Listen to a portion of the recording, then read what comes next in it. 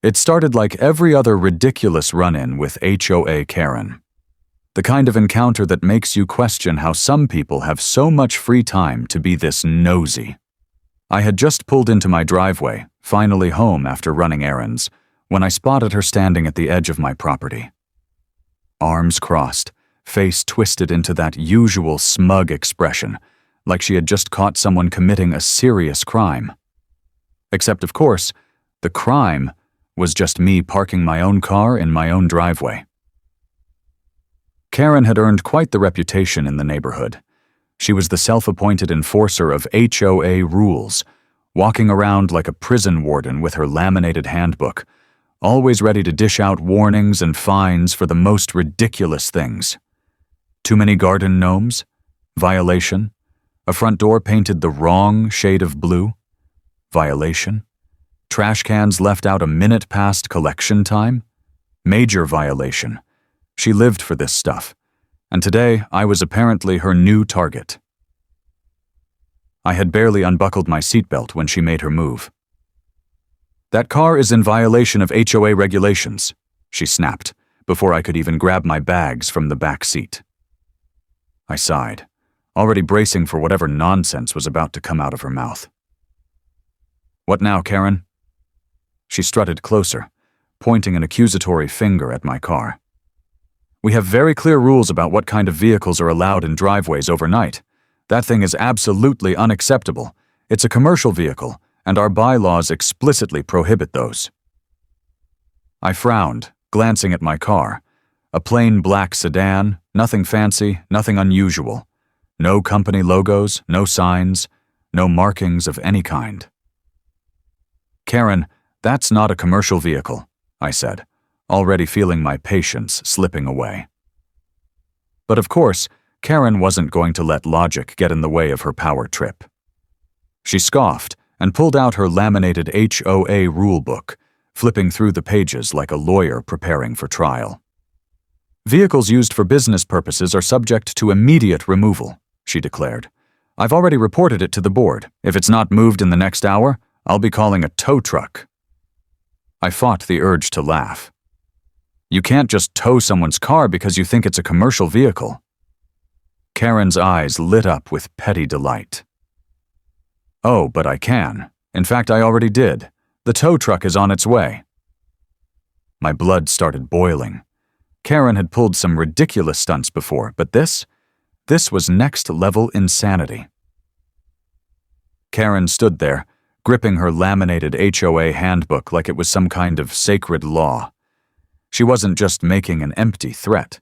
She was serious. "That car is clearly a commercial vehicle," she said, her tone dripping with self-importance. I looked at my car again. A plain, black, unmarked sedan. No logos, no business decals. Just an everyday car. The same kind you'd see 100 times on the road without a second thought. But Karen wasn't one to let facts get in the way of her authority trip. She flipped through the pages of her HOA rulebook, jabbing a perfectly manicured finger at some section she had clearly memorized. "Vehicles used for business purposes are strictly prohibited from being parked in residential driveways," she read aloud, like she was delivering a courtroom verdict. "And, according to our bylaws, they are subject to immediate removal." I let out a slow breath, trying to keep my frustration in check. "Karen, that's not a commercial vehicle," I said, my voice steady but firm. "It's my wife's car. It's just a regular sedan. You can't tow someone's car just because you don't like it." Karen's lips curled into a smirk. She was enjoying this way too much.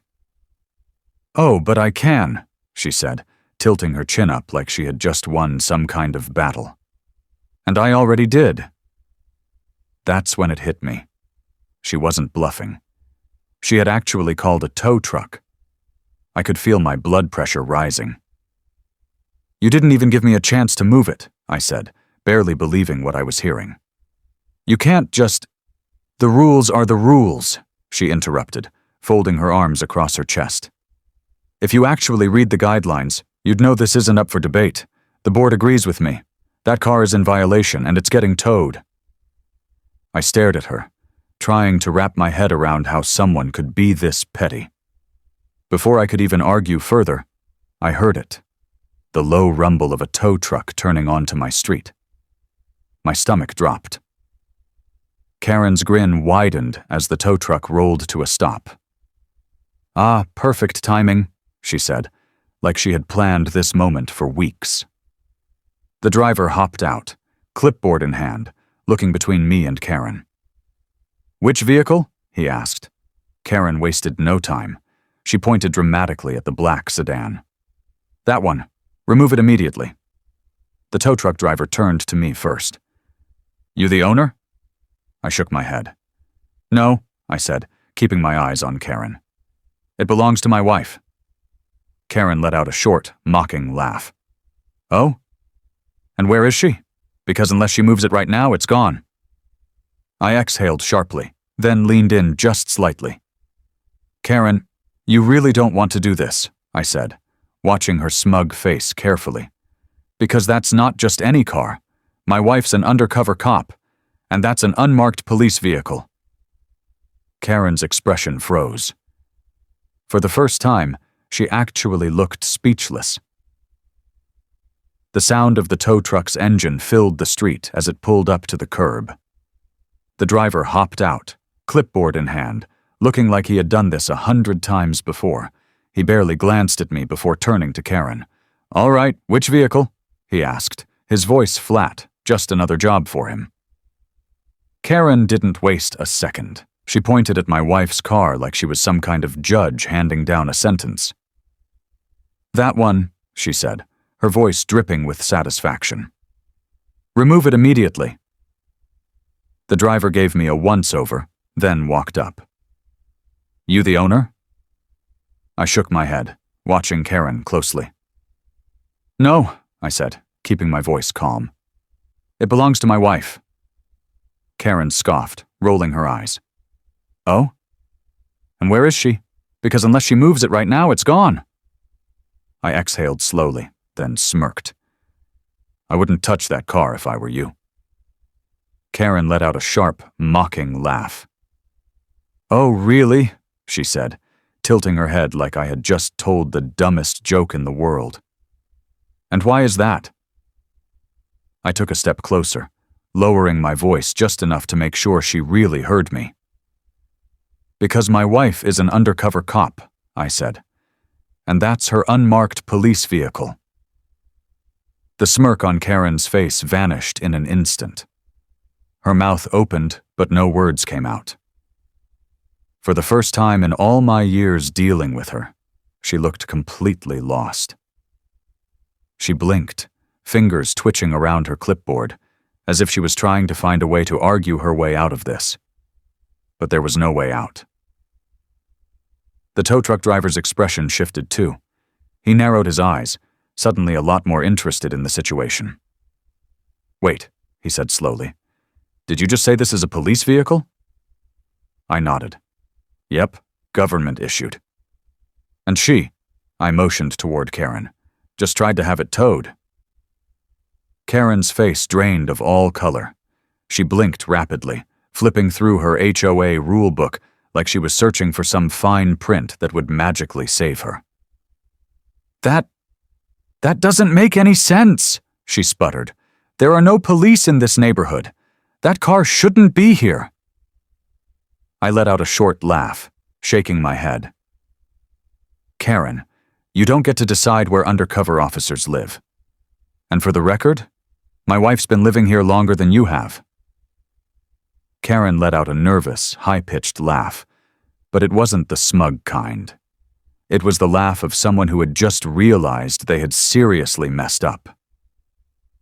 Karen's entire demeanor changed in an instant.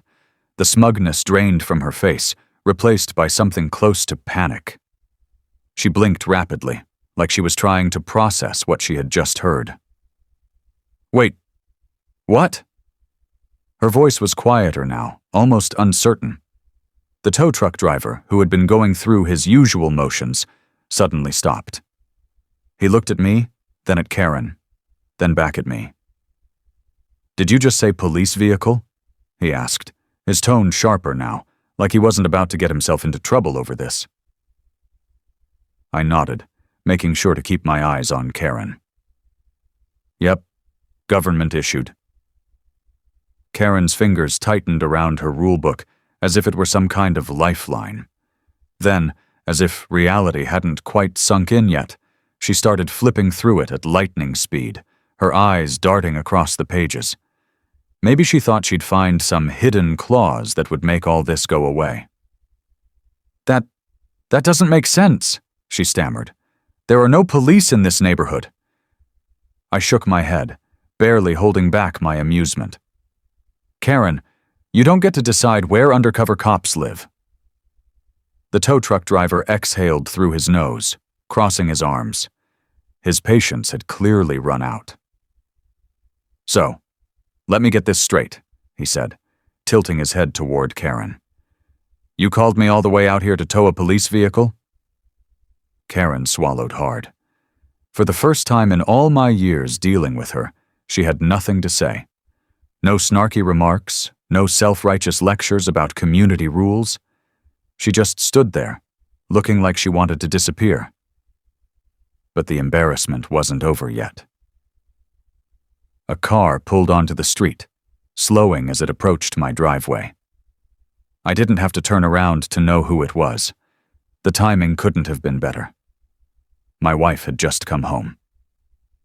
She stepped out of her car, still wearing her sunglasses, her usual unreadable expression in place. But as she took in the scene, tow truck, clipboard-holding driver, Karen looking like a deer in headlights, her eyebrows drew together. "What's going on?" she asked, walking toward us. Before I could answer, Karen practically launched into panic mode. "Officer, I swear this is just a big mistake." She was talking too fast, her voice an octave higher than usual. My wife pulled off her sunglasses, her expression unreadable. "A mistake?" Karen nodded furiously. I didn't know it was your car. I was just following HOA protocol."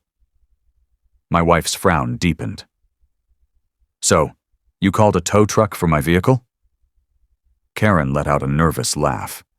"I mean, I wasn't trying to cause trouble. It's just that there are rules and—" The tow truck driver rolled his eyes.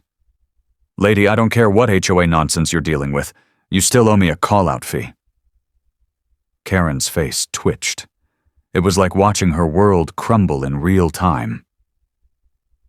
Karen wasn't the type to back down, even when she was completely in the wrong. Instead of admitting she had made a massive mistake, she did what she always did. Doubled down. The very next morning, I found an envelope in my mailbox. The second I saw the HOA letterhead, I knew exactly who it was from.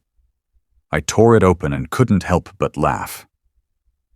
"Unauthorized commercial vehicle? Again?" She was actually trying this nonsense a second time, as if the first disaster never happened. And that was just the beginning. By the end of the week, the violation letters started piling up. First, I got a fine for my grass being 0.5 inches too tall. Then, apparently, the fall wreath my wife had hung on the door was an unapproved exterior decoration. The next day, a notice claiming I left my garbage bins out too long. It was clear what was happening. Karen wasn't just upset. She was furious.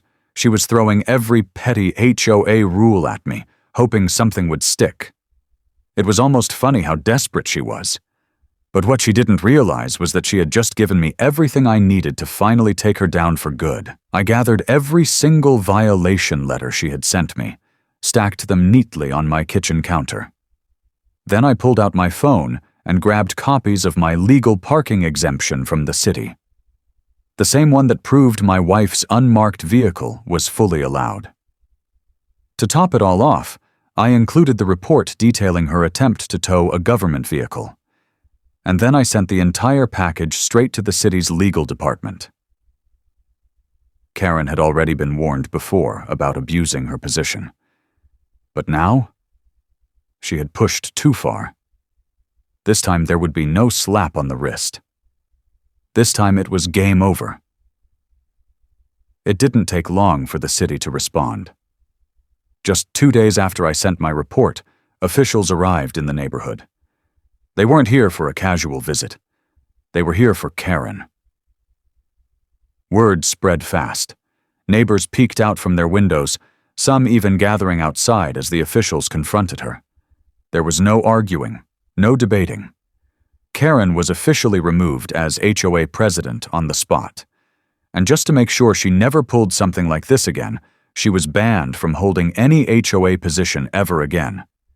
But Karen's nightmare was just getting started. As part of the city's investigation, a financial audit was conducted on the HOA's records. And that's when the real bombshell dropped. Karen had been stealing from the community for years. She had been pocketing HOA fees, filing fake maintenance expenses, and funneling the money into her own personal slush fund. Within days, she was hit with fraud charges. And when officers showed up at her door to arrest her, the entire neighborhood watched.